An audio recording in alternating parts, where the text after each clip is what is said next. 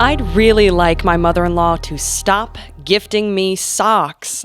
I've tried explaining to her I don't want any gifts, but she won't do it any differently. I just donate them because it feels like there's no real intention behind the gift. How do I get her to stop gifting for the sake of gifting? Dude, I get socks from my mother-in-law every year, and I use them. She gives me really good, I snowboard, so she gives me like really warm socks. I like them. So my suggestion is to appreciate the freaking socks, man. No, I'm kidding. I will tell you though, it reminds me of the first Christmas I had with my in-laws, and God, they're just like the most beautiful in-laws ever that I could possibly have. And my mother-in-law gifted me like a shirt, gifted me some consumables, but it was like it was the socks and the shirt is what I remember. The socks, I was like, oh wow, like I'm totally gonna wear these. And then the shirt, I was like, I told Mariah I didn't like have the heart to like go to my mother-in-law after 2 months of meeting her, because Mariah and I met in November, and like I was spending Christmas with I just happened to be down there, and she wanted to get me stuff. So anyway, I'm like, Mariah, hey, I don't know what to tell your mom. Like, I'm not gonna wear the shirt. Right. I can donate this, or maybe you can talk to your mom to see if she wants it back. And so Mariah went back and said, hey, Ryan just wanted me to ask you if you wanted the shirt back because he's probably just going to end up donating it. Yeah. And she was like, yeah, I actually do know someone that'll use that shirt. And I know who she regifted it to, and that dude wears the shirt all the time. I see him wearing it a lot. Really? Yeah. So, that's so much better than if you just held on to it. Right, exactly. But I did give her the option of, hey, look, like I'm going to, now let's say she gives her mother-in-law the option, like, hey, just so you know, I've got so many socks. I'm really not going to wear these. You want me to find these a good home? Or do you want these back to give them to someone that might, and then let the mother-in-law decide? But that's the best way to like really kind of, I think, to address that. The thing is still there are going to be some people in your life who give you stuff anyway. But that's, you know what? Who cares? Like, if they give you something, it's yours. Do with it what you want. You have the option. If this is my mug, I could use it to drink coffee, or I could go donate it. Right. Or I could find someone on the street and be like, hey, do you drink coffee? I got a mug for you. It doesn't matter. Or you could break it. It's yours now. Yes, once it's your, yeah, that's right, exactly. You could go, like, if someone buy you a bunch of mugs and you want to go hit them with baseball bats, it's yours to do that with. Just don't videotape it and send it to the person who... Yes. Now, here's the thing. Don't be a jerk about it. You don't want to be a jerk about any of this, and that's why instead of saying no to Christmas gifts, I say yes to the more appropriate Christmas gifts. And here's what I mean by that. By setting the boundary, it's not just bah humbug. No, don't get me anything. Because here's the honest truth. There's nothing you can get me that I want.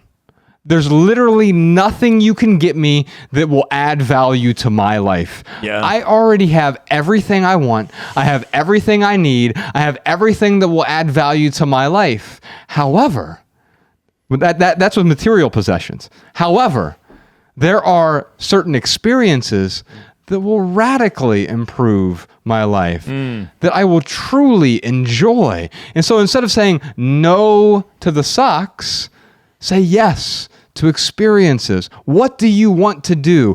What would enhance your relationship with your mother-in-law? What type of experience would make yours and her life better? That's what I'm going to say yes to, and say yes to it in advance. And that way you don't even have to worry about the socks. Hey, mother-in-law, you know what I could really use this year? I would love to go to a movie with you. You know, this movie comes out Christmas Day. Would you be willing to get that for me as a Christmas gift? At that point, you're not even saying no to her, because you're already saying yes to the thing you know will add value to your life. And why is she buying the gift? It's not because gift giving is a love language. That's nonsense. Adding value is a love language. And your mother-in-law loves you. She wants to add value to your life. You have to show her how to add that value for you. Turn those socks into sock puppets and create an experience. I think that's what you're trying to say, Josh. Patrons, let's see if we have any quick questions from the live stream. Do you have a favorite question or two that you've collected, Malabama? This is one I think will be good. This is from Amanda. How do I give gifts to people who have reacted very negatively to experience-based gifts in the past? They've made it very clear that they weren't happy without getting a thing. Yeah, well, so let's say for a second that you're not happy if I don't give you $1 million. Then you're just going to be not happy. Yeah. And that's not up to me, because here's the truth. You can't make them happy. Only they can make them happy. Yeah, you can't make them unhappy either, in the same token. That's true. And so I can't give you a gift that makes you happy. They get to decide whether or not they are happy. And if that's a reaction to a gift, whether it's an experience gift, a physical gift, or something else, they get to decide. They also, as Ryan just said, they get to decide whether or not they're going to be upset or unhappy. You cannot make them unhappy. You cannot make them upset. However, let me just say this. There are ways to take experiences and consumables, which people often look at consumables as a material good. Sure. And it is a material good, but it has some sort of expiration date on it. Send them some Bandit coffee. Yeah, you can go to banditcoffee.co and send them some coffee from there or from your local indie coffee shop, not from some corporate Seattle-based place. You can just go to a local indie shop. You can get coffee, wine. What other consumables can you get? Flowers, chocolates, gift cards, local foods, desserts, meats and cheeses. Dude, let's say, though, that, like, I got you an experience. I was like, here's some tickets to an art exhibit that I think you'll like. And you're like, I can't believe you didn't get me a tie clip. You know what I'd get you next Christmas? I'd get you a freaking tie clip, dude. That's really what brought you joy. That's really what brought meanings to your life, was a tie clip. Here you go. Here's your tie clip. Yeah, I don't think I would do that still. And here's why. And I wouldn't be upset for you for doing it. Of course. Just because I don't want to participate in the consumerism of the holidays personally, right? Sure. And so it goes against my own values there. And so what I would say is that, is there a way that I can create an experience or a consumable and gift it in a way that mimics the giving of a material possession? Very similar to what I did with Ella and the pineapple. That was obviously a consumable. Sure. But it looked like any other birthday gift or Christmas gift. And she got to open it. She had the whole experience of that. And then she got to enjoy it after that as well. Yeah, so the question is, how can you show this person, or not show them, but, what gift can you give them that doesn't cross your values? Yeah, like Josh and I have different values. That's okay. The question is, what are your values, Amanda? And what can you give them that fall within those boundaries?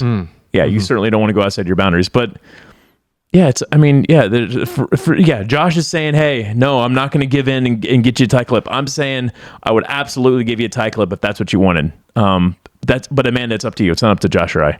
That's right. And, Josh or me. And so what I'll tell you is that if you feel compelled to get them something, why do you feel compelled to get them something?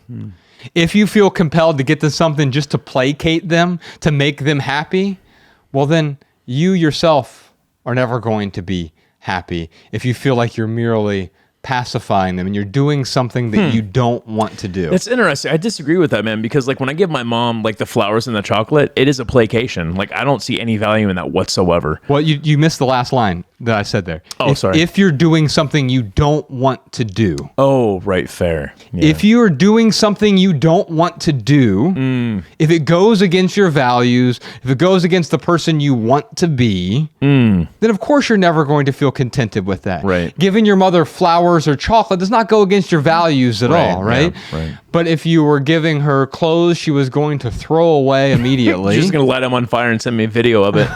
you would feel discontented by that. Sure. And so we have to be careful here because we can spend all of our time trying to make other people happy, not realizing that it's actually impossible for us to do that. We can bring them pleasure, but that pleasure does not translate into contentment. Yeah. Did you enjoy this video? If so, you can listen to full episodes of the Minimalists private podcast available exclusively on Patreon. Visit patreon.com/theminimalists today. Your support keeps our podcast and YouTube channel 100% advertisement free.